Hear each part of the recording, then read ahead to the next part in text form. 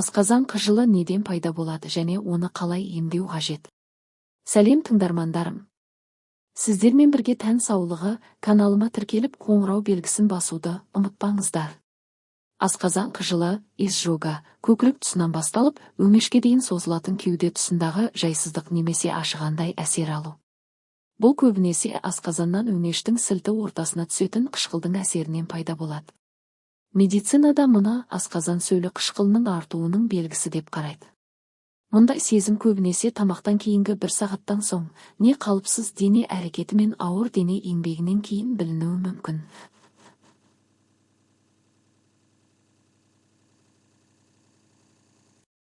Сонымен қатар қыжыл диафрагмальды жарықта, асқазан жарасы, гастрит, эзофагит кезінде де пайда болады. Адамдардың ас ішу уақытының тұрақты болмауы асқазан қыжылын тудыратын басты себептердің бірі.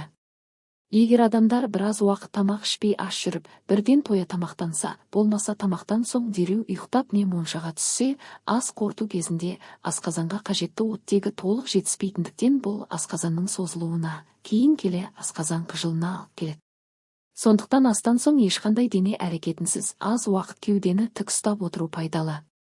Медицинада қыжыл жүрек қан тамырлары және жүйке жүйесі аурулары әсерінен де пайда болады деп қаралады. Асқазан қыжылынан жүкті әйелдер де көп зардап шегеді. Себебі токсикоздың әсерінен олар көп құсады, құсықтың әсерінен өңеш тітіркенетіндіктен, әрі жүктіліктің екінші бөлігінде уақытша болатын асқазанның кардиальды бөлігінің функциональды жетіспеушілігінен асқазан қыжылы пайда болады. Мұндай кездерде тамаққа тәбет азаяды. Асқазан ауруы бар науқастарда қыжыл көбінде кекірумен қатар келеді. Мұндай дертке шалдыққан науқастардың тамақтанған соң көкірек тұсы ашып, ыңғайсыздық пайда болады. Көбінесе қыжыл түзу жатқанда еңкейгенде күшейеді. Халық арасында асқазан қыжылын емдеудің бірнеше жақсы тәсілдері бар. Солардың ішіндегі ең көп қолданылатын түрі кәдімгі ас содасын қолдану арқылы қыжылды басу. 1 стақан қайнаған жылы суға 1 шымшым ас содасын араластырып суды суытпай ішу керек. Асқазан қыжылы бар науқастар жылы минералды су, сүт ішуге дағдыланғаны дұрыс.